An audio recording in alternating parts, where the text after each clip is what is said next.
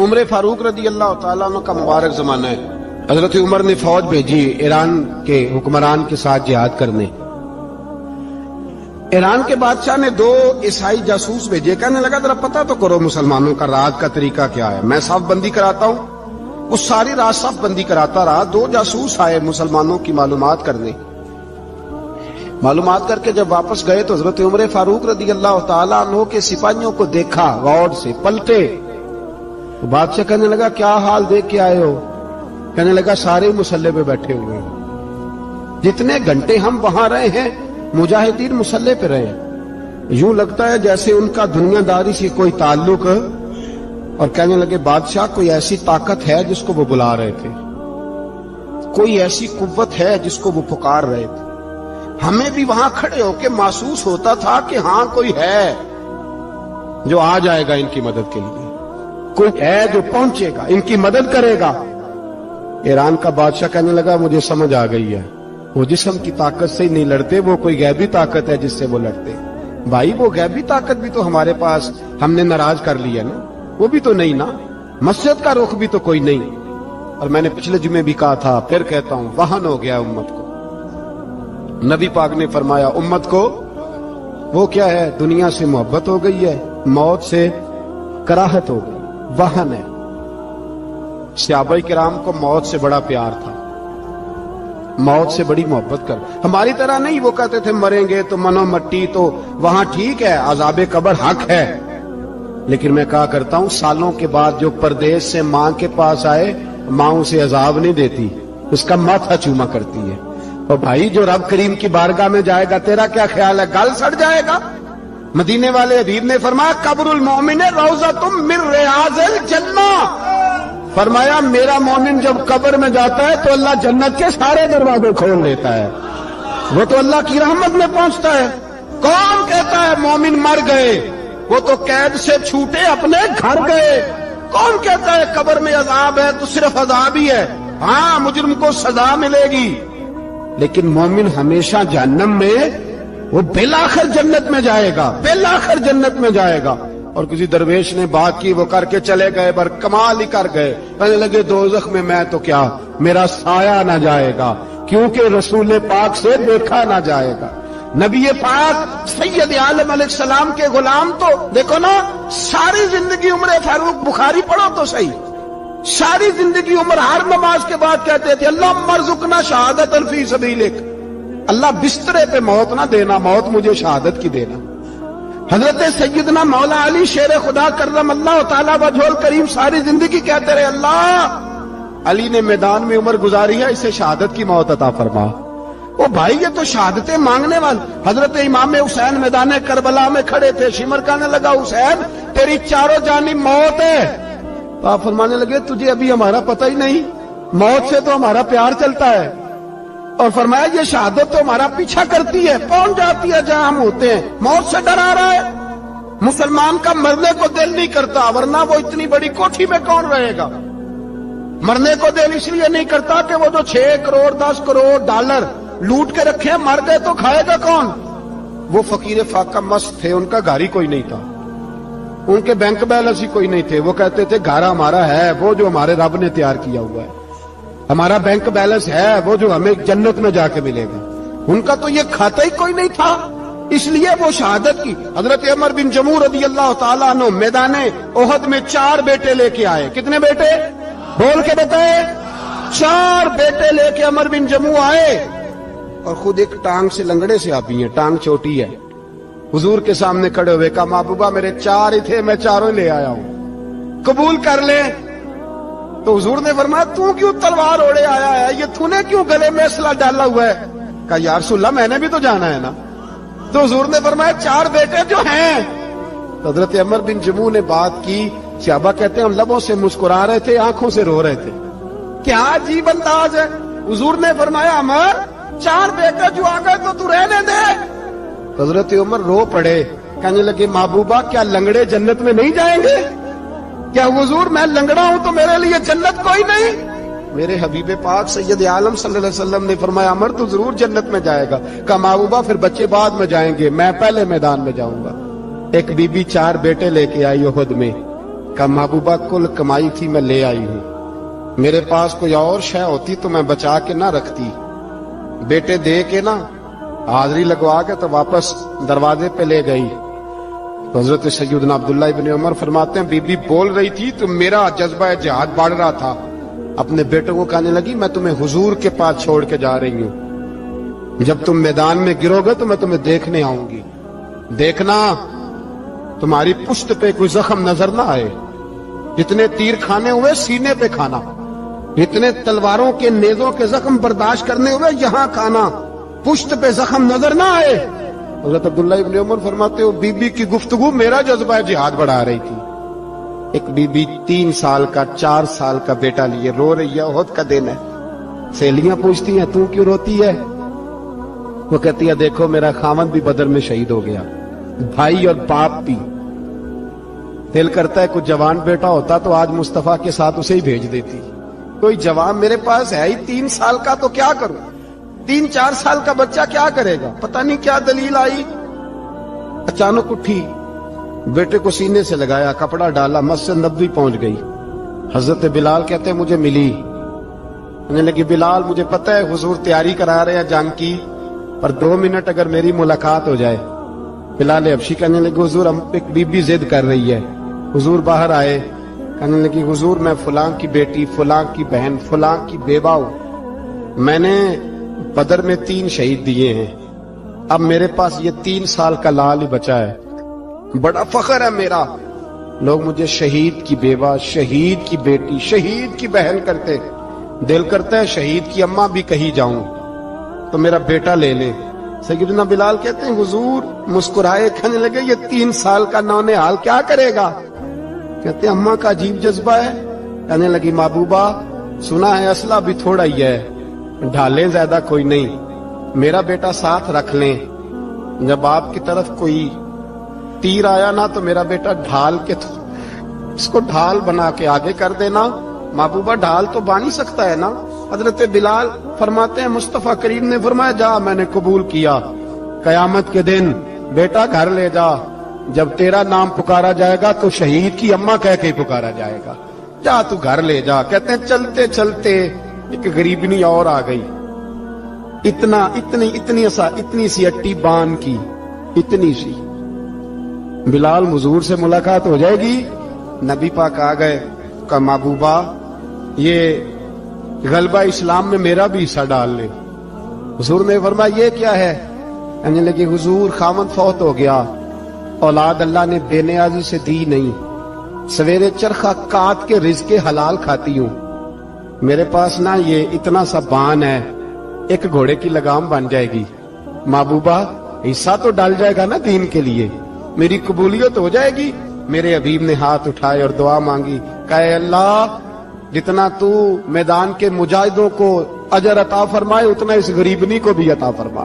हजरत उमर फारूक रदी अल्लाह तआला अन्हु रात का वक्त चेहरे पे नकाब डाल के गली में घूम रहे थे, तो आला काम आला किरदार उन लोगों हजरत उमर गुजर रहे थे। तो गुलाम साथ था, एक शख्स को देखा कि मदीने के बाहर खैमा लगाया हुआ है, भाई खैरियत है यहाँ खैमा को लगाया? कहने लगा अमीरुल मोमिनीन से मिलने आया, रात हो गई थी तो सोचा यहीं क़याम कर लेता हूँ, सुबह उनसे मिलूंगा। तो फरमाया अंदर किसी के दर्द से कराहने की आवाज आती है। कहने लगा मेरी बीवी है और बच्चे की विलादत का वक्त आ गया, तकलीफ में। हजरत उमर दौड़े घर गए, अपनी अहलिया से कहने लगे नेकी कमाने का इरादा है? उसने कहा है। मकसद समझ गए थे ना वो लोग, बिल्कुल है। फरमाया जो जरूरत की चीजें विलादत के वक्त होती हैं ले ले, कुछ घी ले लिया, कुछ चने ले लिए, कुछ जरूरत की चीजें ले ली, खातून को साथ लिया। ये खातून अव्वल की बात कर रहा हूं मैं खातून अव्वल की बात कर रहा हूं। हजरत फारूक आजम रदी अल्लाह तआला अन्हु अमीरुल मोमिनीन है। हजरत उमर ने अपनी अहलिया को साथ लिया, जहां वो शख्स था वहां आए, अहलिया ने हजरत उमर के जिम्मे काम लगाया, आग जला लें, ये तेल ले लें, फलां फलां चीज घी में डालने बनानी शुरू कर दें। फारूक आजम ने हाथ के अंदर पकड़ा हुआ बर्तन, चमचा, डोई भी आख ली दे, पंजाबी है ना, तो वो काम कर रहे हैं, चला रहे हैं, आग जला रहे हैं। खातून अंदर ड्यूटी कर रही, تو وہ شخص جو تھا نا جس کی بیوی تھی، وہ کہتا میں 2-3 دفعہ کا غلام ادھر آ، فلانی چیز بتا. میرے ذہن میں یہ تھا کہ امیر المومنین نے کو بندہ کھڑا کیا آنے جانے والے مسافروں کا خیال کرے. میرے ذہن 2-4 دفعہ میں نے اپنے لفظوں میں بات بھی کہہ دی، لیکن جب اندر میرے بچے کی ولادت ہوئی تو اندر سے میری بیوی بولی اور حضرت عمر کی اہلیہ بولی اور بول کے کہنے لگی امیر المومنین مبارک ہو، آپ کے دوست کو رب نے بیٹا دیا ہے. وہ شخص کہتا ہے میں باہر کھڑا تھا، وجود تڑپ گیا، آنکھیں برس پڑی، کبھی نہیں رویا تھا پر کیفیت عجیب بن گئی. کوئی تقریر نہیں سنائی، کوئی اعلیٰ شعر نہیں انہوں نے پڑھا. میں نے جوں لے کر ان کے سر سے پاؤں تک دیکھا. میں نے کہا یہ وہی شخص ہے جس کا نام لے تو کیسر و کسرا کانپ جاتے، یہ وہی شخص ہے. میں نے جمعے میں کہا تھا کہ روب کپڑوں کا نہیں ہوتا، روب تو دیانتداری کا ہوتا ہے.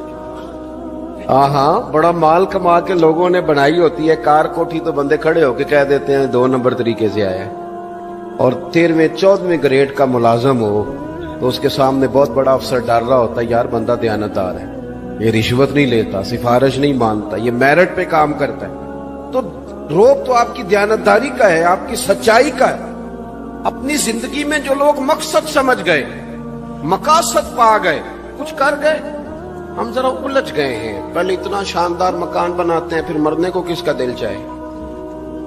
اتنی محنت کر کے جو ہے وہ کوٹھی بنائی ہے تو اب چھوڑ کے کون جائے. وہ تیار بیٹھے تھے.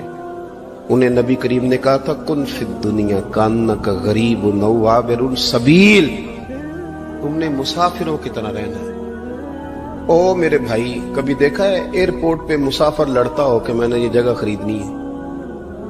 اسے پتہ ہے کہ ابھی فلائٹ آنی ہے، میں نے تو چلے جانا ہے. ریلوے اسٹیشن پہ جو جگہ ہوتی ہے وہ خریدنے کے لیے لوگ رٹا نہیں ڈالتے، انہیں پتہ ہے پہلی ٹرین سے چلے جانا ہے. بس سٹاپ پہ جھگڑے نہیں ہوتے کہ یہ کرسی میری ہے، جانا جو ہے مٹی دیں تے مٹی رہنا ہی.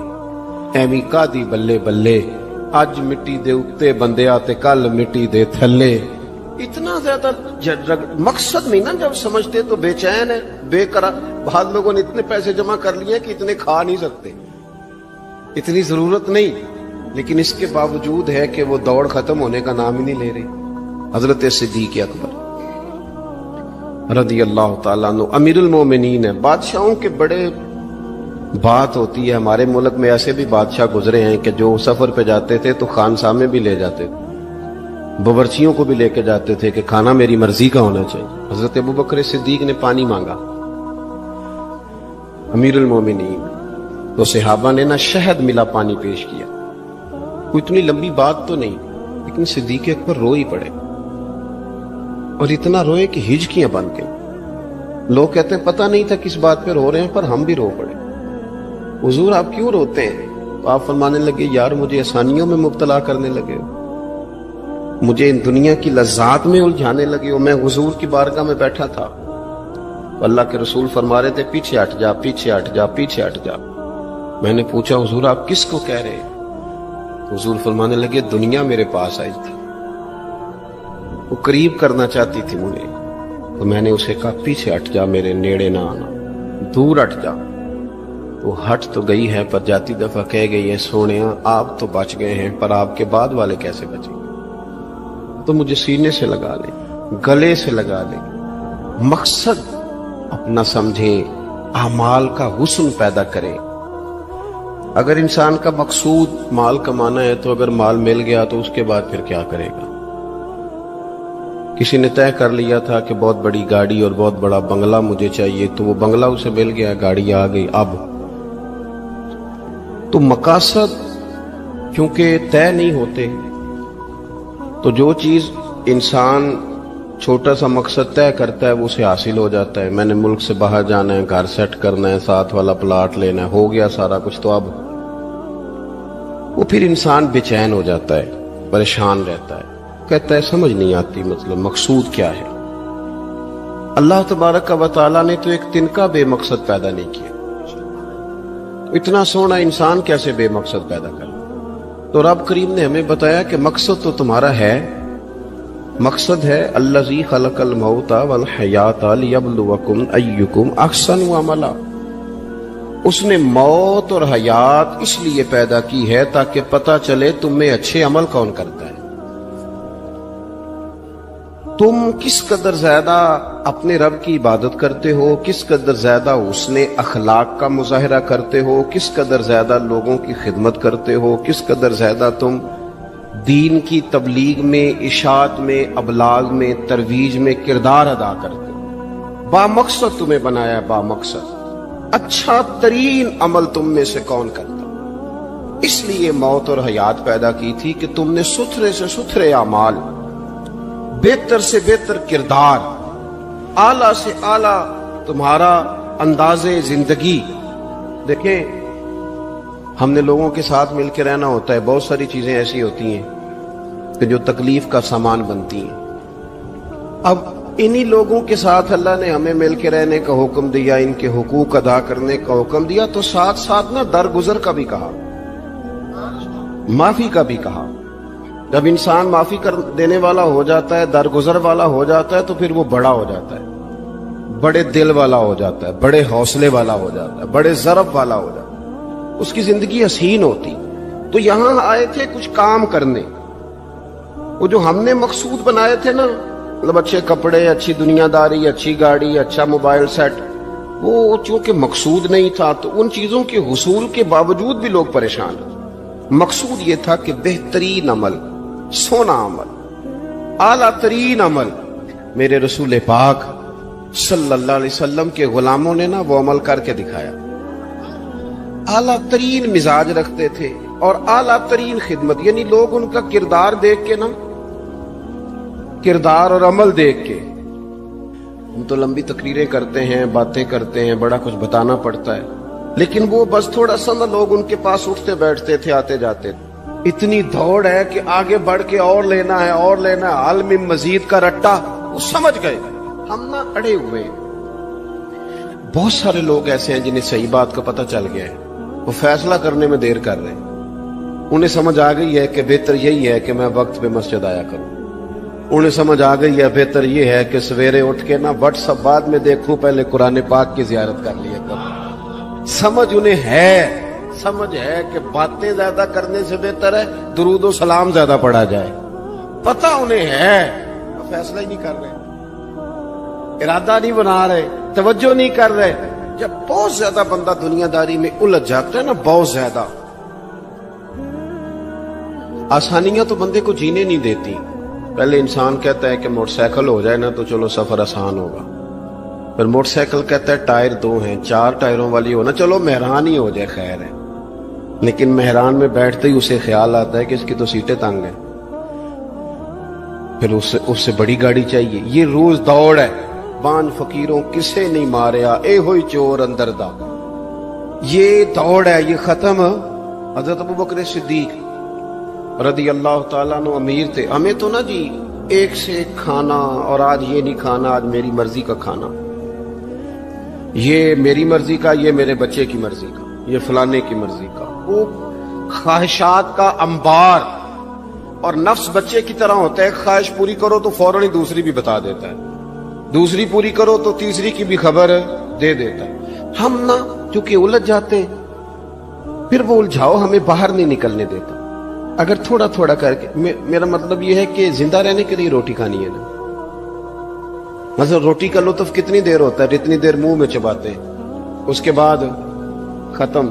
تو کپڑا تو پہننا تھا بدن چھپانے کے لیے، اس میں وہ کدھر سے آ گئی ساری کہانیاں جو آج بن گئی۔ اور اتنے میں نے عجیب و غریب نظام دیکھا ہے کہ نوجوان ہے، اچھا بھلا سیانا آدمی، کپڑے اس نے تازے سلوائے ہیں، اور 99 لوگوں نے کہا ہے صحیح لگ رہا ہے، تو صرف ایک نے کہا نہیں ٹھیک لگ رہا، وہ پریشان ہو جاتا ہے، کہتے بھی اس کا کچھ کرو۔ کیوں؟ اس لیے کہ یہی سارا مقصود سمجھ لیا ہے، کپڑے پہننا، اسی میں الجھ جانا۔ میں اکثر دوستوں سے کہتا ہوں، میں خود کسی دوسرے کی بات نہیں کرتا، بہت زیادہ عمر نہیں میری، میں خود جایا کرتا تھا، شادی کوئی آ گئی تو 2-3 دن پہلے ابا جی کہتے تھے پرانے جوتے کچھ گنڈوا لا، کچھ پالش کرا لا، توڑے میں ڈال کے جانا موچی کے پاس، اس نے کچھ سیٹ کر دینے۔ اب کہاں رہ گیا جی یہ کام، چھٹی نہیں ہو گئی، اب کون سا ایسا سلسلہ ہے؟ وہ جو کہیں سے کپڑا تھوڑا پھٹ جاتا تھا نا، تو اما اس کو اس طرح پیوند کراتی تھی کہ ڈیزائن بھی بن جاتا تھا اور کام بھی چل جاتا. کدھر گیا وہ دور. لیکن تکلیف دیکھ لیں آج پہلے سے زیادہ ہے, لڑائی پہلے سے زیادہ ہے, آزمائش پہلے سے زیادہ ہے. کیوں؟ جتنی بھی خواہشات آپ بڑھاتے جائیں گے نا, مقصد فوت ہوتا جائے گا. جتنی بھی مقصود سفر کرنا ہے, گاڑی دکھانا تو مقصود نہیں ہے, لیکن ہمیں وہ والی گاڑی چاہیے کہ لوگ ایک دفعہ انگلی منہ میں ڈالیں کہ وہ اس گاڑی پہ بیٹھا ہوا ہے. ہم مقصد سے پیچھے ہٹیں گے جب پھر تکلیف میں آئیں گے, پھر آزمائش. زندگی میں ہم نے جو چیزیں مینج کی ہیں وہ ساری دوسروں کے لیے, ہمارے لیے کوئی شے بھی نہیں. ولیمے پہ گئے تاکہ برادری راضی ہو جائے, تعزیت کے لیے گئے تاکہ محلہ راضی ہو جائے, فلانا کام کیا تاکہ لوگ جو ہیں وہ میرے حق میں ہو جائیں. ساری زندگی دوسروں کے لیے جی کے گزار دی, اور آپ نے 99 نیکیاں کی, ایک خامی آئی تو لوگ تو وہ تھے جو پھر بگڑ گئے. بہتر نہیں بندہ رب کو ہی راضی کرے. واللہ ورسولہ احق ان یرضوہ, اللہ اور اس کے رسول کا زیادہ حق ہے کہ انہیں راضی کیا جائے, ان کا زیادہ حق. اپنی زندگی میں معاملات کو ترتیب دیں, ایک مخصوص ذہن بنائیں. اتنا سویرے قرآن شریف پڑھنا ہے, اتنا درود پاک, اور یہ راز ہو ہمارا اور ہمارے رب کا, یہ راز ہو. اتنی دیر مصلی پہ بیٹھنا ہے. میرے ایک دوست ہے ڈاکٹر صاحب, میں بیٹھا تھا تو وہ ایک شخص کو کہہ رہے تھے تیرے دل میں کچھ باتیں ہیں, نکال دے تاکہ تیری ٹینشن ریلیز ہو جائے, تیری صحت ٹھیک ہو جائے گی. تو بندہ کہہ رہا تھا اچھا ٹھیک ہے ڈاکٹر صاحب. تو میں نے کہا کہ اگر آپ اجازت دیں تو ایک بات میں بھی کر لوں. نے کہا آپ بھی کر لیں. تو میں نے کہا ڈاکٹر صاحب کچھ دکھ بڑے ذاتی اور نجی ہوتے ہیں, بندہ کسی کے سامنے کہہ ہی نہیں سکتا, بڑے ذاتی قسم کے ہوتے ہیں. وہ آپ کسی کے سامنے اتنا مرضی کوئی قریبی ہو, وہ بندے کی اپنی اندر کی کچھ ایسی تکلیفیں ہوتی ہیں اندر کی. آزم گنڈاں دے وچ گنڈاں 10 کیڑی کھولا, بڑے مسئلے ہوتے ہیں, آپ کیسے بیان کر سکتے ہیں, سوال ہی نہیں پیدا ہوتا. تو کہنے لگا پیر صاحب حال تو ہوگا نا. میں نے کہا بالکل ہے. ہمیں ہمارے دین نے دعا سکھائی ہے, جو کسی سے نہیں کہہ سکتے وہ اپنے رب سے کہہ دو. اللہ کے حضور عرض کر دو, کشکول طلب دراز کر کے کہہ دو مالک یہاں پریشان ہوں. وہ بڑا کریم ہے, عطا بھی کرے گا اور پردہ پوشی بھی فرمائے گا. اپنے اللہ کے ساتھ اپنا تعلق مضبوط کریں. اپنی زندگی میں حسن اعمال کا پیدا کریں, اعمال کا, کہانیوں کا نہیں, باتوں کا نہیں, تصویروں کا نہیں, نئی سے نئی پکچر کا نہیں, اعمال کا. اور خوبصورت ترین طریقہ ہو. دیکھیں نا, مشکل سے بھی تو نماز پڑھنی ہے نا. سویرے ابا بڑے غصے میں تھے تو پھر مجھے اٹھنا ہی پڑا, تو اس طرح بھی تو پڑھنی ہے. تو اگر بندہ ذوق سے اٹھے اور ذرا سونا کر کے وضو کرے اور ذرا صحیح کر کے مصلی بچھائے اور سجدہ کرے تو ذرا ذوق سے کرے. مجھے سوز دے, مجھے ساز دے, مجھے نیم شب کا نیاز دے, دم سجدہ خود کو میں توڑ دوں, مجھے ایسا ذوق نماز دے. اس ذوق کے ساتھ آگے بڑھے. مقاصد جب بندہ سمجھ جاتا ہے نا, مقاصد, پھر اس کے لیے آسانی ہوتی ہے. میں نے عرض کیا تھا زیادہ باتیں نہیں کرنی, مقصود تو ایک پیغام دینا ہے. اب ہم نے جانے والوں کے لیے کیا کرنا ہے. ایک تو یہ کہ اپنا مقصد ٹھیک کرنا ہے کہ جو رخصت ہو گئے اپنے بزرگوں کو نہ یاد رکھے. اصل کام ہے ان کو کھول کے بتائیے. سال کے بعد ختم, بڑی اچھی بات ہے. سسماہی, ششماہی, سیماہی سب ٹھیک ہے, ان کو یاد رکھے. حضور نہ یاد رکھتے تھے, اپنی والدہ کا ذکر کرتے, اپنے والد کی بات کرتے, اپنے دادا کا ذکر کرتے. اپنے جانے سیدہ خدیجہ الکبریٰ رضی اللہ تعالیٰ عنہ وصال کر گئیں تو حضرت عائشہ کہتی ہیں حضور اکثر گھر میں ان کا ذکر کرتے. اپنے بزرگوں کو یاد رکھے, ان کا ذکر کریں. ان کو نا, والد کے لیے نا والد ہونا شرط ہے, پی ایچ ڈی ہونا شرط نہیں. والد کے لیے والد ہونا شرط ہے, مفتی ہونا شرط. والد ان پڑھ بھی ہو تو بچے کو سمجھانے کا سلیقہ سے اللہ اسے عطا کاری دیتا ہے. ماں بالکل ان پڑھ بھی ہو تو بچوں کو سمجھانے کا طریقہ اللہ اسے ان سے سیکھیں. میرے والدہ اور والدہ دونوں اپنا نام نہیں لکھ سکتے تھے, تو میں اپنے دوستوں سے کہتا ہوں مجھے کبھی موقع ملے تو میں کئی جلدوں میں کتاب لکھ سکتا ہوں اپنے ماں باپ. اس لیے کہ وہ جو ہمیں سکھا گئے, جو بتا گئے, وہ انہی کا خاصہ تھا. تو اپنے ایک تو جانے والوں کو یاد رکھیں. دوسرا, ان کے لیے دعا کریں تو درد سے کریں, سونی کر کے کریں, صحیح کر کے کریں, اکیلے بیٹھ کے کریں. دعا کا سب سے زیادہ تعلق آپ کے دل کی آواز کے ساتھ ہوتا ہے. اور جس طرز میں حضور نے ہمیں حدیث سکھائی ہے نا، اس رنگ میں کبھی آپ حدیث کو سیکھیں، سمجھے نا۔ حضور فرماتے ہیں جس طرح دریا میں ڈوبنے والا سہارا تلاش کرتا، دریا میں اسے کتنی کو جلدی ہوتی ہے، غوطے لگ رہے ہوتے ہیں، وہ اس طرح کا نہیں ہوتا کہ میں عصر کے نماز کے بعد پھر آؤں گا تجھے نکالنے، اس طرح تو نہیں نہ ہوتا۔ دریا میں ڈوبنے والا اس طرح کشتی سہارا تلاش کرتا ہے، حضور فرماتے ہیں اس طرح قبر میں جانے والا دعاؤں کا انتظار کرتا ہے۔ آپ نے دیر کر دی دعا مانگنے میں، ختم دلانے میں دیر کر دی، خود صبح و شام ہمہ وقت دعا۔ ابھی آپ آیتیں سن رہے تھے سورہ ابراہیم کی، اللہ نے نماز میں رکھ دی، ربنا اغفر لی وَلِوَالِدَيَّ وَلِلْمُؤْمِنِينَ يَوْمَ يَقُومُ الْحِسَابُ۔ ایک تو انہیں یاد رکھیں، خوب دعا کریں، اور دوسرا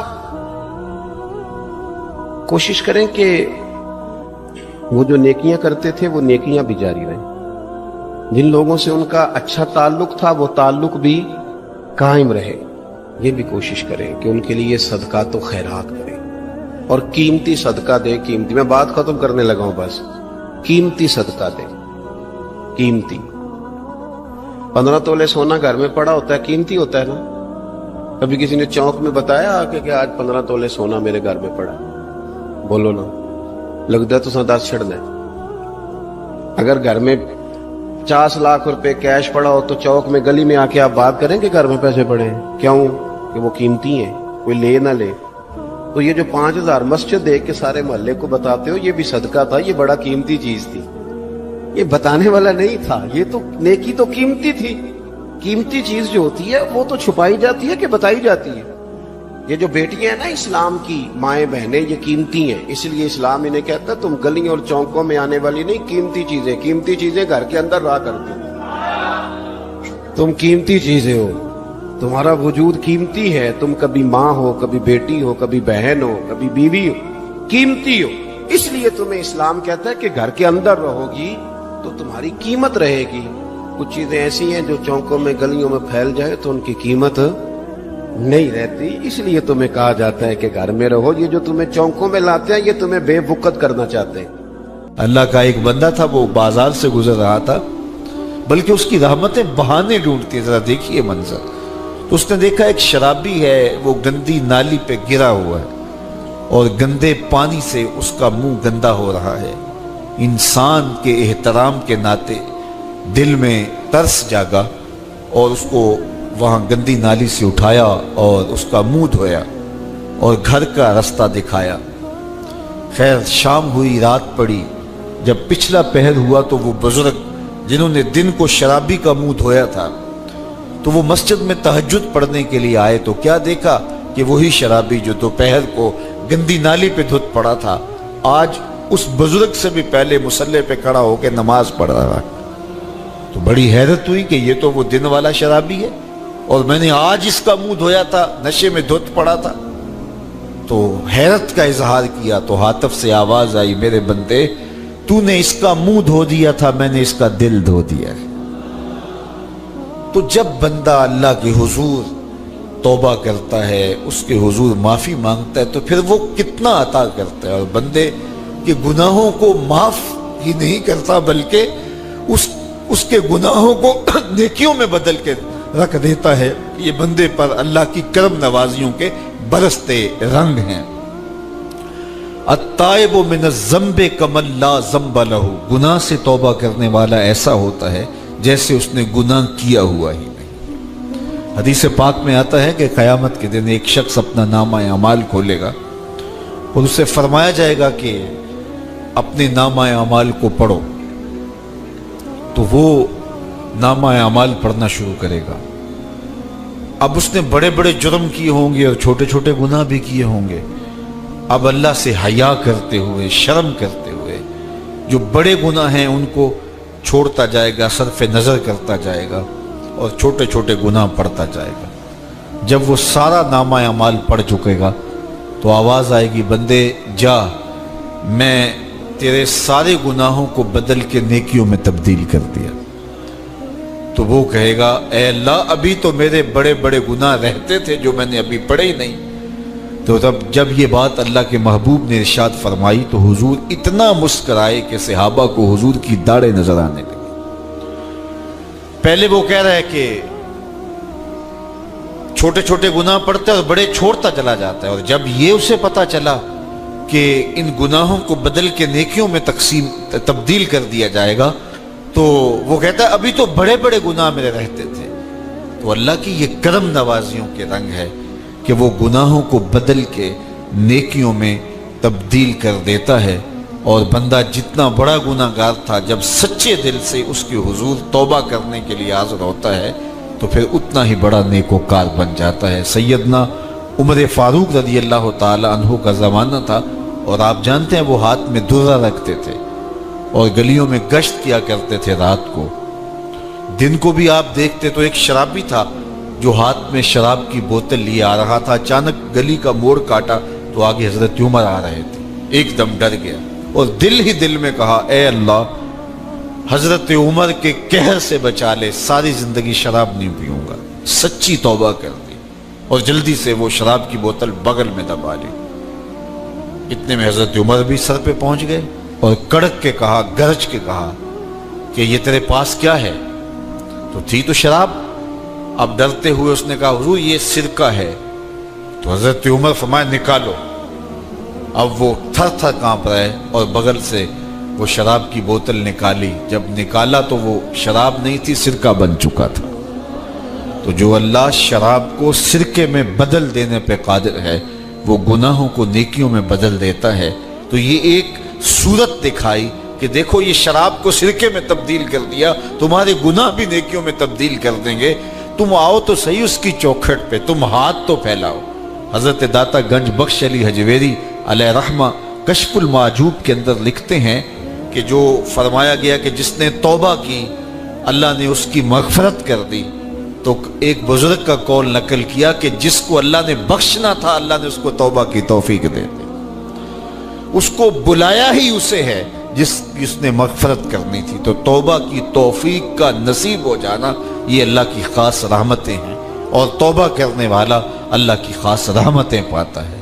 توبہ کرنے والا جب اس کے حضور حاضر ہوتا ہے تو اللہ تعالیٰ اس پہ بہت خوش ہوتا ہے۔ اللہ کے محبوب علیہ السلام نے باقاعدہ ایک مثال سے یہ حقیقت سمجھائی کہ توبہ کرنے والے کے لیے اللہ کی خوشی کا عالم کیا ہوتا ہے، اللہ کیسے خوش ہوتا ہے توبہ کرنے والے پر۔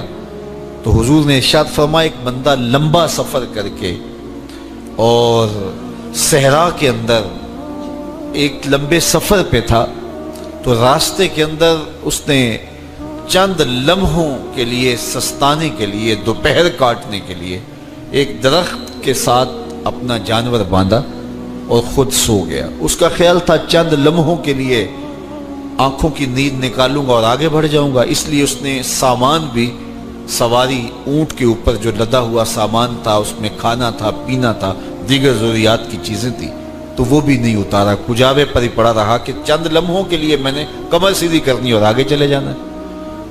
تو تھوڑی دیر کے بعد اس کی آنکھ کھلی تو کیا دیکھتا ہے کہ اونٹ ماں ساز و سامان کے غائب ہے۔ تو صحرا میں اونٹ کا گم جانا زندگی گم جانے کے مترادف ہے۔ تا حد نظر نہ کوئی آبادی، نہ کوئی انسانی وجود، تو پھر زندگی نہیں موت کے منہ میں اپنے آپ کو دھکیل لینا ہے جنگل میں اگر آپ کے پاس کچھ باقی نہیں بچتا ہے۔ تو اس نے دیکھا کہ سواری غائب ہے، سواری غائب ہے تو اس کے اوپر جو سامان تھا وہ بھی غائب ہے، تو وہ دائیں بائیں بھاگا دوڑا اس خیال سے کہ میں جو ہے وہ اپنی سواری کو تلاش کر لوں، لیکن سواری نہیں مل پائی۔ تو پھر وہ دوبارہ آیا اور اسی جگہ بیٹھ گیا، اب موت کا انتظار کرنے لگا۔ چونکہ صحرا میں سواری گم گئی اور میلوں تک انسانی آبادی ہی نہیں ہے، تو وہی پیاس سے ہلکان ہوا، بے چین ہوا، وہاں درخت کے ساتھ ٹیک لگا کے موت کا منتظر ہو کے بیٹھ جاتا ہے، اور یوں بیٹھے بیٹھے اس کی آنکھ لگ جاتی ہے۔ اچانک اس کی آنکھ کھلتی ہے تو کیا دیکھتا ہے کہ اونٹ ماں ساز و سامان کے پاس کھڑا ہے۔ تو اونٹ کا ملنا زندگی مل جانا تھا، تو وہ اتنا خوش ہوا کہ خوشی سے اس کی زبان بل کھا گئی.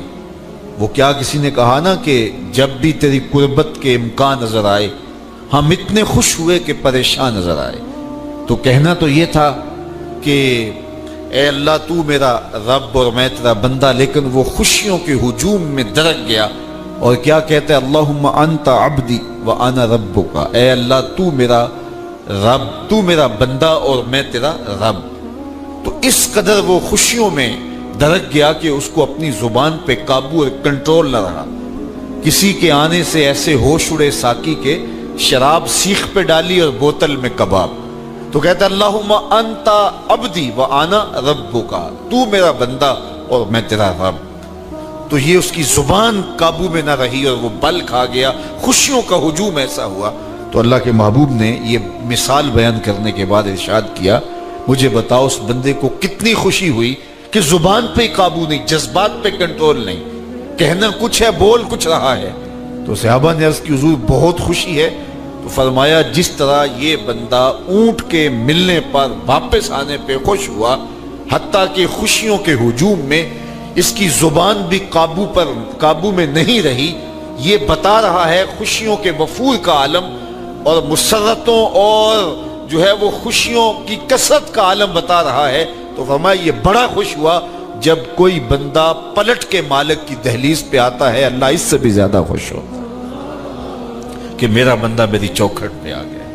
تو پھر اللہ یہ نہیں دیکھتا کہ اس کے گناہ کتنے ہیں، سمندر کی جھاگ کے برابر بھی گناہ ہو تو معاف کر دیے جاتے ہیں، اس لیے کہ میرا بندہ پلٹ کے میری چوکھٹ پہ آیا. تو توبہ اللہ کو محبوب ہے، اللہ کو مطلوب ہے، اللہ کو چاہیے کہ بندہ اس کے حضور آئے اور پھر اللہ جل شانہ اس کی مغفرت و بخشش فرما دیتا ہے. یہ موسم نور کے موسم ہے. عام دنوں میں بھی توبہ کرو، دن میں کرو یا رات کو کرو، کسی بھی مقام پہ توبہ کرو، اللہ معاف کر دینے والا ہے. لیکن یہ خاص ایام تو ایسے ہیں کہ اللہ کی رحمتیں بندوں کو معاف فرما دیتی ہیں. اور اگر کوئی توبہ کا جو ہے وہ دامن پکڑ کے آ جائے، اس کے حضور حاضر ہو جائے، تو پھر اللہ تعالیٰ جل شانہ بندوں کی خطائیں بھی معاف کرتا ہے اور ان کے گناہوں کو بدل کے نیکیوں میں تبدیل کر دیتا ہے. خوش نصیب ہیں وہ لوگ جو ان بابرکت ایام میں اپنی بخشش کا سامان کر لیتے ہیں، اور ان سے بڑا بدبخت بھی کوئی نہیں جو ان سہانے موسموں میں بھی پیاسے رہتے ہیں اور ان موسموں میں بھی ان کی بخشش و مغفرت نہیں ہو پاتی. رت سہانی ہو، موسم اچھا ہو، تو مجھے بتاؤ کہ جو اس موسم میں بھی اپنے آپ کو محروم رکھے تو اس سے بڑی بد نصیبی کیا ہوگی. اللہ کے محبوب علیہ السلام نے منبر کی تینوں سیڑھیوں پہ قدم رکھتے ہوئے آمین آمین پکارا. تو حضور علیہ السلام سے عرض کیا گیا یا رسول اللہ صلی اللہ علیہ وسلم، ہر سیڑھی پہ قدم رکھتے ہوئے آپ نے آمین کہا، تو آپ نے کس بات پہ آمین کہا؟ فرمایا جبریل امین حاضر خدمت ہوئے اور انہوں نے کہا اس شخص کی ناک خاک آلود ہو جو ماہ صیام رمضان المبارک کو پائے اور اپنی بخشش نہ کروا سکے. تو میں نے اس پہ آمین کہا کہ اتنا مقدس مہینہ نصیب ہو، اتنا سہانا موسم آئے اور وہ پھر جہاں کھڑا تھا وہی کا وہی کھڑا رہے. میں اور آپ اپنا محاسبہ کر سکتے ہیں. موسم رحمت اور فصل نور رمضان المبارک اپنا آدھا سفر طے کر چکا ہے. یہ مبارک مہینہ آدھا سفر اس کا بھی باقی ہے. تو میں اور آپ ذرا اپنے آپ کو اپنے ضمیر کی عدالت میں کھڑا کر کے اپنے آپ کو دیکھ کر کے دیکھیں، سوچیں کہ ہم نے ان 15 دنوں کے اندر کتنا سفر طے کیا. 29-30 شعبان کو ہم جہاں کھڑے تھے، کیا ہم آج بھی وہیں کھڑے ہیں یا ہمارا کچھ سفر بہتری کا ہوا ہے؟ اور اگر ہم وہیں کے وہیں کھڑے ہیں تو پھر ابھی وقت ہے ہم بقیہ 15 دنوں میں اللہ کی رضا جوئی کے لیے کوشاں ہو جائیں. ورنہ کتنی بڑی وعید ہے. جبریل دعا کر رہے ہیں اور اس پہ حضور آمین کہہ کے مہر لگا رہے ہیں. اس شخص کی ناک خاک آلود ہو جو ماہ صیام کو پائے اور اپنی بخشش نہ کروا سکے. مجھے اور آپ کو پتہ ہے کہ ہم کہاں کھڑے ہیں. بل الانسان علی نفسہ بصیرہ ولو القی معاذیرہ. انسان خود اپنے آپ کو جانتا ہے کہ میں کہاں کھڑا ہوں. وہ اپنے آپ کو خود دیکھتا ہے. ایک تو فیصلہ قیامت کے دن ہوگا, نامہ اعمال تولے جائیں گے, اور نامہ اعمال کے تلنے کے بعد پتہ چلے گا نیکیاں کتنی ہیں اور برائیاں کتنی ہیں. لیکن ایک ہم اپنے ضمیر کے اندر ترازو گاڑ کر کے اپنے عمل تول سکتے ہیں, اور ہمیں پتہ ہے ہم نے نیکیاں کتنی کی, ہمیں پتہ ہے ہم نے برائیاں کتنی کی. جو نیکیاں کی ان میں اللہ کی رضا کے لیے کتنی کی, لوگوں کے دکھاوے کے لیے کیا کیا, خواہش نفس کے لیے کیا کیا. لوگ اس کو نیکی سمجھتے رہے, لیکن ہم تو سمجھتے ہیں وہ نیکی ہے کہ نہیں ہے. اس طرح جو برائیاں کی وہ تو برائیاں ہیں. تو میں اور آپ اپنے ضمیر کی عدالت میں ترازو گاڑ لیں اور اپنے اعمال کو ابھی تول لیں. فرمایا گیا حاسبو قبل ان تحاسبو, قبل اس سے کہ تمہارا حساب کیا جائے تم اپنا حساب پہلے ہی کر لو. تو اپنے اندر کی ستھرائی, اپنے اندر کی پاکیزگی. ایک مفسر نے بڑی خوبصورت خسارے کی بات کی. وہ کہتا ہے کہ خسارہ یہ ہے کہ ایک شے کو ایک حسن دیا گیا ہے, دوسرے حسن سے اسے محروم رکھا گیا ہے, تو وہ شے کہتی ہے کہ میں خسارے. مثال کے طور پہ یہ پھول ہی ہیں, ان میں خوشبو ہے لیکن روشنی نہیں ہے. اندھیرے میں رکھ کے چراغاں نہیں کیا جا سکتا. چاند میں روشنی ہے لیکن خوشبو نہیں ہے. تو چاند کہتا ہے میں خوشبو کے خسارے میں ہوں, پھول کہیں گے میں روشنی کے خسارے میں ہوں. اسی طرح بلبل کہتے ہیں میری آواز میں تو جادو ہے لیکن میرے پنجوں میں زور نہیں ہے. شیر کہتا ہے میرے پنجوں میں تو زور ہے لیکن میں اڑنا نہیں جانتا. کوئل کہتی ہے میری آواز میں تو جادو ہے لیکن رنگ میرا کالا ہے. مور کہتا ہے میرا رنگ بڑا سونا لیکن میرے پاؤں بدصورت ہے. ہر شے کسی نہ کسی طرح خسارے میں. انسانوں کو دیکھ لیں, ایک بچے سے پوچھ لیں, وہ کہتا ہے میرے پاس بچپنے کی معصومیت تو ہے تو لیکن میرے پاس جوانی کا زور نہیں ہے. ایک جوان سے پوچھیں, وہ کہتا ہے میرے پاس جوانی کا بانک پن تو ہے لیکن میرے پاس بڑھاپے کے تجربے نہیں. ایک بوڑھے سے پوچھیں, وہ کہتا ہے میرے پاس بڑھاپے کے تجربے تو قطار اندر قطار ہیں لیکن میرے پاس اب بچپنے والی معصومیت نہیں رہی. وہ اپنی خوشی سے آنا, وہ اپنی خوشی سے جانا. اقبال نے کہا تھا جنبش زنجیر در سے لطف آتا تھا مجھے. کوئی کنڈا بھی ہلا کے چلا جاتا تو اس سے بھی بچہ لطف کشید کرتا ہے. آج تو نغمے نہیں نہ بہلاتے, اس وقت وہ زنجیر کا ہلنا بھی طبیعت کے اندر ایک کیفیت پیدا کر دیتا تھا. اپنے جل جانے کا بھی احساس نہیں تھا, جلتے ہوئے شعلوں کو چھیڑا کرتے تھے. اب تو ایک آنسو بھی باعث رسوائی ہے, بچپن میں جی بھر کے رویا کرتے تھے. آج دنیا چاند پہ پہنچنے کے لیے بے چین ہے. کیسا زمانہ تھا جب خود ہی چاند ہوا کرتے تھے. آج دنیا عالی نصب محل بنا کر کے بھی اتنی تسکین نہیں پاتی, لیکن کیسا زمانہ تھا کہ گلی میں کوئی ریت پھینک جاتا تو بچہ پاؤں کے اوپر ریت تھپک پھر ہولے سے پاؤں نکال لیتا. اگر وہ گروندہ بچ جاتا تو اتنی خوشی ہوتی. آج کوٹھی اور محل بنا کر بھی اتنی خوشی نہیں ہوتی جو دن میں کئی مار نصیب ہوتی تھی. وہ کاغذ کی کشتی, وہ بارش کا پانی, وہ رنگ ہی اور تھا, زمانہ ہی اور تھا. تو وہ کہتا میرے پاس تجربے تو قطاروں میں ہیں لیکن کیا کروں, میرے پاس اب بچپنے کی وہ معصومیت نہیں رہی, لہٰذا میں خسارے. اس طرح ہر شے کسی نہ کسی طرح خسارے. ایک عالم کہتا ہے کہ میرے پاس علم کا نور تو ہے لیکن میرے پاس سحری کے سجدے نہیں ہیں. ایک شب زندہ دار کہتا ہے میرے پاس سحری کے سجدے تو ہیں لیکن میرے پاس علم کا جمال نہیں ہے. ایک خوشگلو شخص کہتا ہے میرے پاس جو ہے وہ گلے کا جمال تو ہے لیکن میرے پاس تحقیق کا وہ جوہر نہیں ہے. اور ایک محقق کہتا ہے میرے پاس تحقیق کے آبگینے اور تحقیق کے جو ہیں وہ میدان میں میرے پاس شاہ سواری تو ہے لیکن کیا کروں, تحقیق میرے اندر ہی ہے. میرے لہجے کے اندر وہ آواز میں وہ بانک پن نہیں ہے کہ میں اپنی بات کو لوگوں تک اچھے انداز سے پہنچا سکوں. تو ہر شے کسی نہ کسی طرح خسارے میں ہے. کسی کو کسی شے کا خسارہ, کسی کو خوشبو ہے روشنی کا خسارہ, کسی کے پاس روشنی ہے خوشبو کا خسارہ, کسی کے پاس علم ہے لیکن اس کو جو ہے وہ آواز کا خسارہ, کسی کے پاس آواز ہے لیکن اس کو علم کا خسارہ, کسی کے پاس بچپن ہے تو بڑھاپے کا خسارہ, بڑھاپا ہے تو بچپنے کا خسارہ. ہر شے کسی نہ کسی طرح خسارے میں ہے. لیکن پھر خود ہی کہتا ہے اگر تمہیں شوق ہو کوئی ایسی ذات بھی دیکھیں جس میں کوئی خسارہ نہ ہو, حسن کی ساری شوخیاں, جمال کے سارے کرینے, اگر ایک پیکر میں دیکھنے کا شوق آ جائے تو کہتا آؤ مدینے کی گلی میں آ جاؤ، رب نے ایک محمد ایسا بنایا ہے جس میں کوئی شاید چھوڑی نہیں، سارے حسن اکٹھے کر دیے۔ حسن یوسف دم عیسیٰ ید بیضا داری، ہما دارند آنچ خوباں تو تنہا داری۔ تم نے پھوٹتے ہوئے جھرنوں کا حسن دیکھا ہوگا، تم نے بہتی ہوئی ندیوں کا جمال کشید کیا ہوگا، تم نے پربتوں پر اگے ہوئے جو ہے وہ درختوں کا لطف اٹھایا ہوگا، تم نے ساون کے موسموں میں سرمئی بادلوں کا مزہ لیا ہوگا، برستی برکھا کا لطف بھی اٹھایا ہوگا، تم نے جو ہے وہ مرغزاروں، لالازاروں، کوساروں، جوئے باروں کا لطف بھی اٹھایا ہوگا، لیکن یہ سارے حسن ایک پیکر میں دیکھنے کا شوق ہو تو اللہ تعالیٰ فرماتا ہے میں نے اس کے لیے ایک ہی ذات بنا دی۔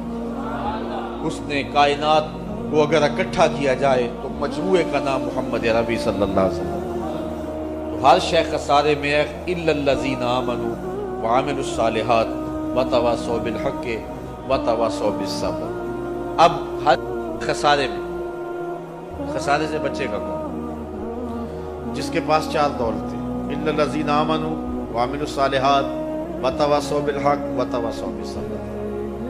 پہلی چیز ایمان ہے جس کے پاس، کیونکہ ایمان سب سے بڑی متاع ہے۔ ایک شخص کے پاس دنیا کی ہر دولت موجود ہے، ہر آسودگی موجود ہے، جو خواہش کرتا ہے پوری ہوتی ہے، لیکن اس کے پاس دولت نہیں ہے، وہ کوڑی کا شخص نہیں ہے۔ ایک شخص کے پاس جھونپڑی ہے، رہنے کے لیے مکان بھی نہیں ہے، لیکن اس کی حالت یہ ہے کہ سینہ ایمان سے جگمگا رہا ہے، تو وہ خوش نصیب ہے زمانے کا۔ سب سے بڑی دولت اس دنیا پہ کمایا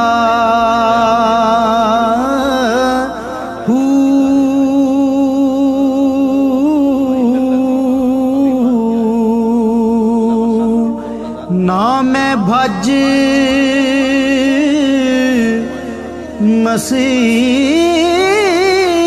مسیتی وڑیا نا تسبا۔ جاننے کو چڑیا بھی جانتے یہ پھول کھلا ہے، لیکن رقص بسمل کے تماشے تو بلبل ہی کرتی ہے۔ تو ایمان جاننے کا نام نہیں ہے، ایمان ماننے کا نام۔ جاننے کو ابو جہل بھی جانتا، جاننے کو باقی کفار اور اہل کتاب بھی جانتے تھے۔ الذین آتیناہم الکتاب یعرفونہ کما یعرفون ابناءہم، جس طرح بیٹوں کو جانتے اسی طرح جانتے تھے، پتہ تھا انہیں یہ کون ہے، لیکن جانتے تھے، مانتا تو جناب ابو بکر ہی تھا، مانتے تو جناب عمر خطاب ہی تھے نا، مانتا تو مولا کائنات ہی تھے نا۔ تو اصل ماننے کا نام ایمان ہے، جاننے کا نام ایمان نہیں ہے۔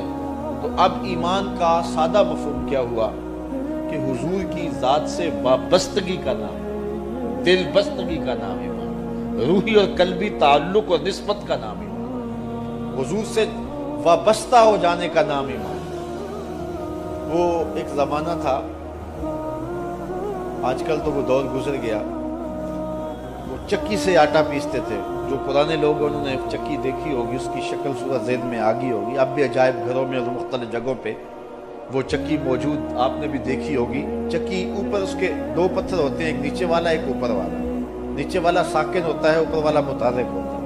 درمیان میں کلی ہوتی ہے، اس کے آس پاس تھوڑی سی خالی جگہ ہوتی ہے، اور اس پہ دانے ڈالتے ہیں جس کو ہم اپنی زبان میں گالا کہتے ہیں۔ پھر اس کے بعد اس اوپر والے پتھر کو گھماتے ہیں، تو جو دانے اس کلی کے ساتھ لگ کے رہ جاتے ہیں وہ بچ جاتے ہیں، اور جو کلی سے ہٹ جاتے ہیں وہ پس جاتے ہیں۔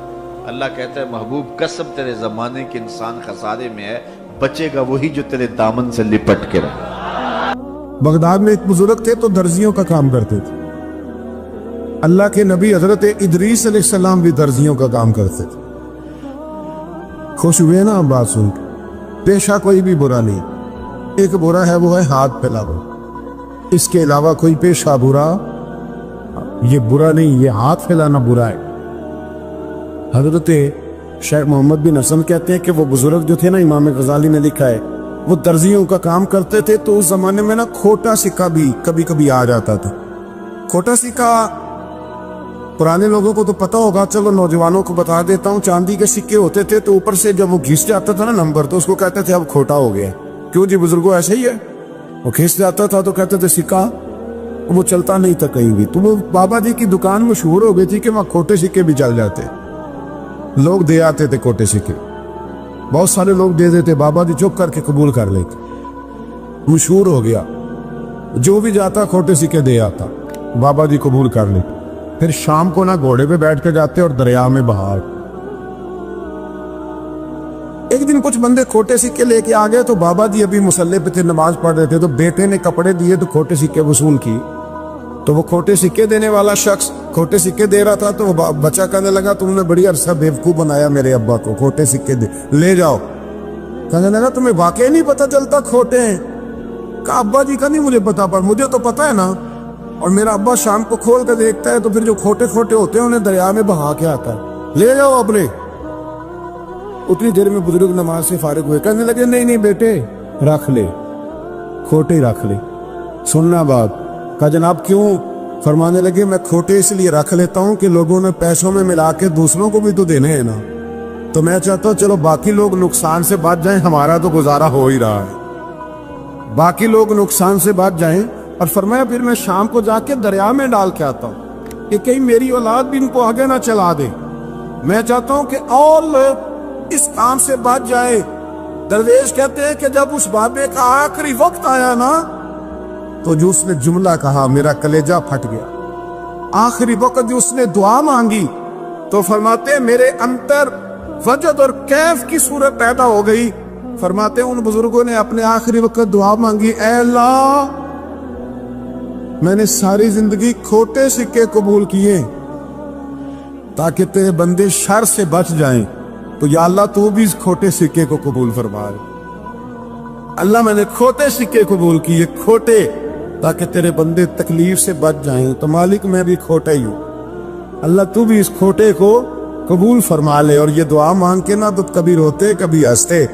लोगों ने कहा क्या हुआ? कहते हैं लगता है रब ने खोटा सिक्का कबूल फरमा लिया, लगता है कि अल्लाह ने खोटा सिक्का कबूल। लोगों को तकलीफ से बचाएं। हमारा वजूद यारो मतलब क्या हो जाएगा? 2 मिनट के लिए समझ ले क्या हो जाए। यानी अगर आप बड़े गुस्से से बाहर आए और पापड़ बेचने वाले पे आपने गुस्सा निकाल लिया सारा, मैं रात की ड्यूटी करके आया हूं, थका हुआ हूं, और तू पापड़ बेचने आ गया, तुम लोग बड़े नालायक हो, बदतमीज हो, आपने ये सख्त जुमले कह दिए, चुप करके वो आदमी माजरत करके गुजर गया, वो तो सारा दिन परेशान रहेगा ना कि मेरी गरीबी का मजाक उड़ा। मतलब हो क्या गया, हुआ क्या? अगर उसने कोई बात कर ली, हमने इरादा करना है कि हमने आसानियां देने की कोशिश करनी, हमने लोगों को तकलीफ नहीं देनी, हमने किसी को आजमाइश में मुब्तला नहीं करना, हमने कोई ऐसा काम नहीं करना जिसकी वजह से लोग समझे कि ये आदमी बोझ बन गया। कभी बोझ ना बने यारो। मिराज की बात करने का तो अब वक्त आया है, इसलिए कि मिराज का सारा वाकया तो मस्जिद अक्सा के गिर्द घूमता है।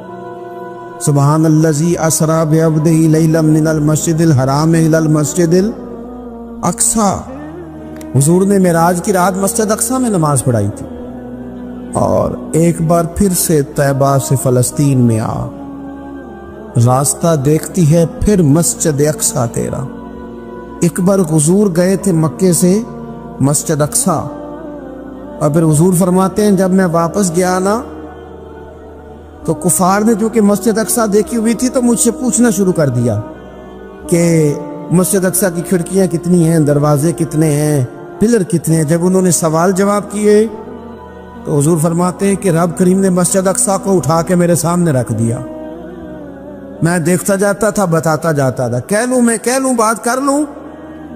एक दफा हुजूर मक्के से मस्जिद अक्सा आए, और एक दफा मस्जिद अक्सा मेरे नबी की जियारत के लिए मक्के गई, हुजूर की जियारत के लिए मक्का शरीफ गई। ओ मेरे नबी तो सिर्फ किसी चीज की तरफ एक दफा देख लें तो वह रहमत के फूल खिलते हैं। मस्जिद अक्सा की तरफ मुंह करके 17 महीने मेरे नबी ने नमाज पढ़ी है।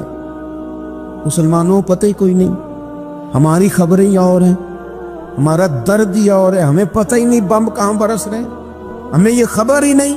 और मैं उस दौर में तकरीरें कर रहा हूं जहां सोतों को जगाना नहीं पड़ता, जागतों को जगाना पड़ता है। सियाने लोगों को समझाना हमारे जिम्मे लग गया, क्या करें?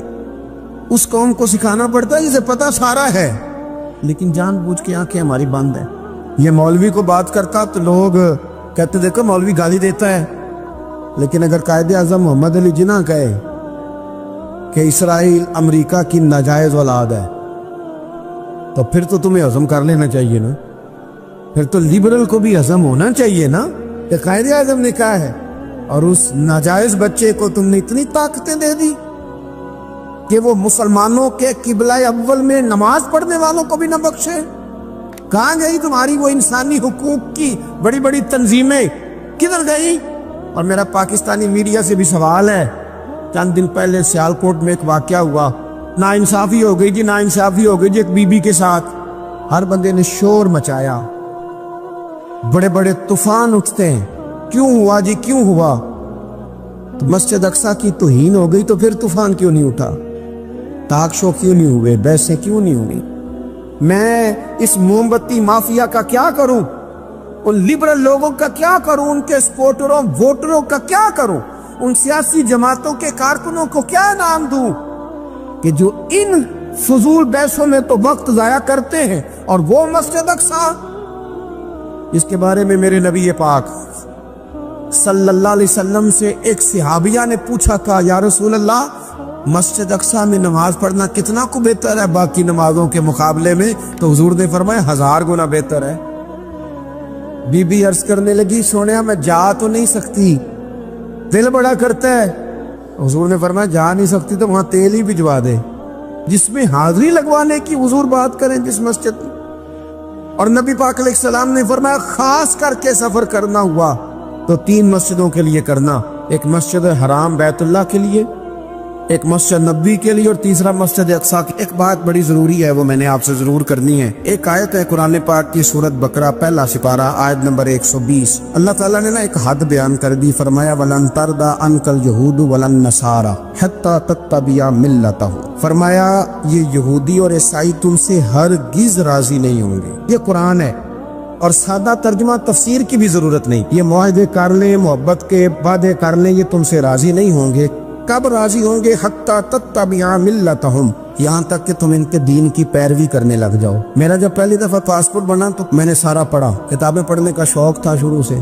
اس کے ہر صفحے پہ لکھا ہے کہ سوائے اسرائیل کے، یعنی آپ پوری دنیا میں یہ سبز ہلالی پاسپورٹ لے کے جا سکتے ہیں، خبردار اسرائیل آپ یہ پاسپورٹ لے کے نہیں جا سکتے۔ یعنی اتنی نفرت کسی ملک سے کہ اس پر لکھ کے چھاپ دیا ہر صفحے پر کہ یہ پاسپورٹ سوائے اسرائیل کے ہر ملک کے لیے کارآمد ہے۔ میرا سوال ہے عرب کے ان لیڈروں سے جنہوں نے اسرائیل کے ساتھ معاہدہ کیا، مجھے بتاؤ تمہیں فلسطین کی بیٹیاں بھول گئی نا ساری کی ساری؟ تمہیں وہ ماں بھول گئی نا جو مسجد اقصیٰ کے دروازے پہ کھڑی ہو کے چیخیں مارتی تھی اور کہتی تھی کوئی علی کو خبر کرو کہ میری بچیاں قید میں؟ اور بھول گئی؟ تمہیں وہ بہن بھول گئی نا جس پر شراب کی بوتل انڈیڑتے تھے اسرائیل کے فوجی؟ وہ آپ کو ابھی بھی ویڈیو مل جائے گی، وہ انڈیلتے تھے شراب کی بوتلوں سے، پکڑتے تھے، دست درازی کرتے تھے، اور وہ بیٹی کہتی تھی یا رحمت للعالم۔ بھول گیا تمہیں وہ سارا کچھ؟ تم نے 1 منٹ لگایا اور تم معاہدہ کس سے کروا رہے ہو؟ امریکہ کے صدر سے؟ اتنا ظلم کیا تم نے، اتنا قاتل کے ساتھ معاہدہ؟ کیا سمجھتے ہو فلسطین والوں کا کوئی والی وارث نہیں؟ سنو، میرے رسول کریم صلی اللہ علیہ وسلم نے فرمایا میرا کوئی مالدار امتی دنیا سے چلا جائے، پیسے جائیدادیں چھوڑ کے جائے تو اس کی اولاد میں بانٹ دینا، لیکن اگر اس کے ذمہ قرضہ ہو تو میرے پاس آ جانا، میں اپنے امتی کا قرض ادا کروں گا۔ جس کا کوئی وارث نہیں ہوتا، مدینے والا اس کا وارث ہوتا ہے، میں قرض دوں گا اپنے امتی کا۔ کیا سمجھتے ہو فلسطینی لوارث ہے؟ صبح قیامت نبی پاک تم سے سوال کریں گے، تمہیں اللہ کے حضور حاضری دینی ہے۔